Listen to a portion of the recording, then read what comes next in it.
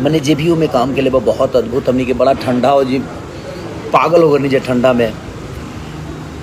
ऐसे तरह लोग ने ग्लोबली अपने भोजपुरी भाषा के सर्च कराते बनी, लेकिन बस साहब की का कहता ना कहता, कभी अगर हमने के अच्छा काम करी जा, चाहे भोजपुरी के केहू कलाकार हो के, हम सबसे एक रिक्वेस्ट करब कि अगर खेसारी लाल यादव एक नंबर में सर्च होगा, सच्चा है कि अदरवाइज केहू कलाकार होके ओजा केहू कलाकार सर्च ना होला, अपन भाषा होला और अपने भाषा के सम्मान मिलेला। ग्लोबल दुनिया में तो बता ही देनी लोग कि हाँ हम उनके भाषा कितना ऊपर बा।